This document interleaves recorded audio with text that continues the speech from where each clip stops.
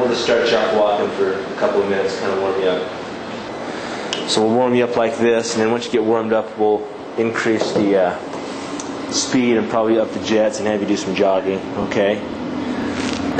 One of the great things about the pool is that we've been able to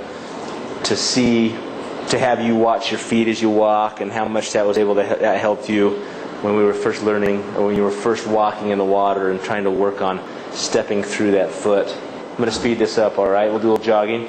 Okay.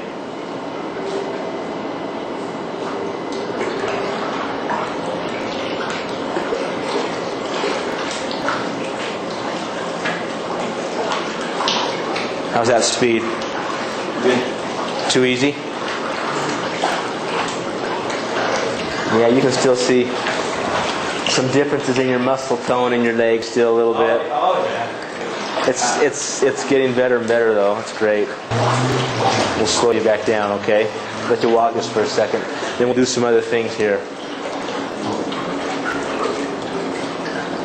Particularly when we were just getting started. Let's get with your left leg up on the step. So you stand, left leg up, dips in the water. Step up with your left, okay, and then down with your right. Good, perfect. And then down with your right. When you go down, control with your left leg, come down on that right foot. There you go. We also had you do some jumping in the water. Just nice, easy two-legged jumping.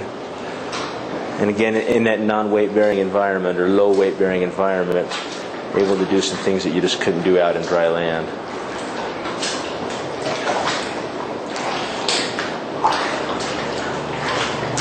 Good, and then do some single leg, just on your involved leg.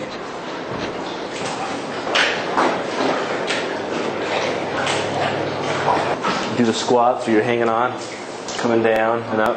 And we'll do some two legs, and then we'll do some on just the one leg. Okay? Yeah. Yeah. Perfect.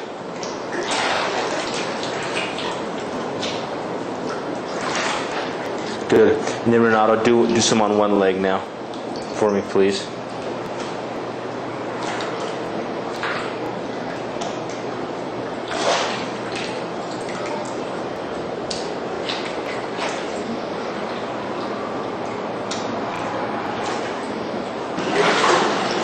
Like that.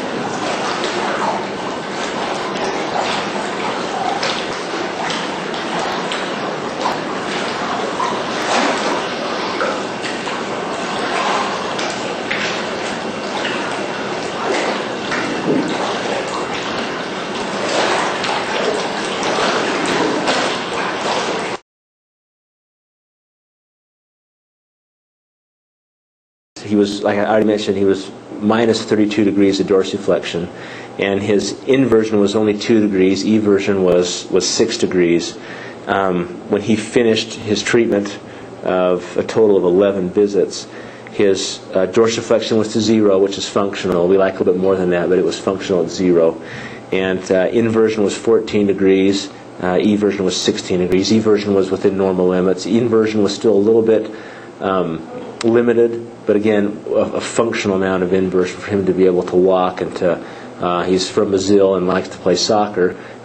He wasn't ready to play soccer right then, but that was pretty much all his insurance and his doctor would let him come in for. But we got him on a program he could do on his own after that to get the rest of that motion.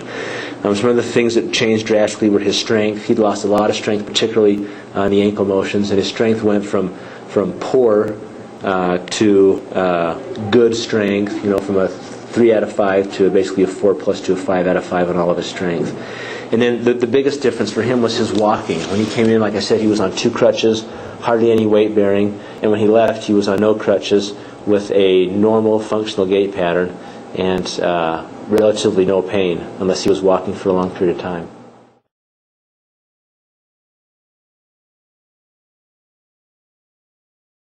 His improvement was quick. It was pretty exciting. The first time he got in the pool, I don't know if he thought initially if he knew how much it was going to help him, but after his second treatment in the pool, there was a significant difference, not only in his abilities in the pool, but he could see the change occurring with him being able to walk out on land. He went, when we started in the pool, he was working on just using 1 crutch. After 2 visits, 1 crutch was easy for him. He could go as far as he wanted on 1 crutch. And after a number of treatments in the pool, he was able to go without crutches at all and just walk just on his own 2 legs.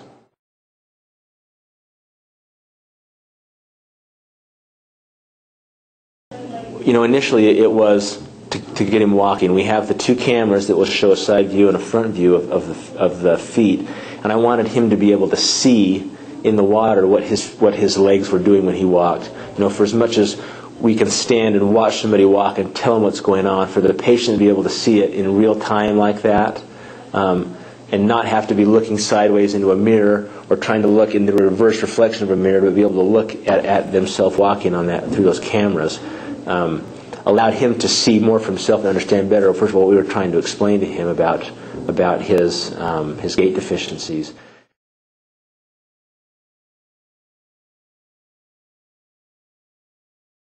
The environment of the aquatic therapy, I think, is so important. It's an environment where people feel a measure of stability and comfort. The water's warm. They know that they can't really fall over in the water. If they do, they're not going to get hurt, and they can challenge themselves in that respect. Also, the buoyancy factor in the water, the low weight bearing environment for these people that have gait deficiencies or gait abnormalities is so important in rehab and so valuable. When you add to that the treadmill, where they can get consistency, where they can track what they're doing and the progress they're making, it makes the pool a very, very valuable rehab tool.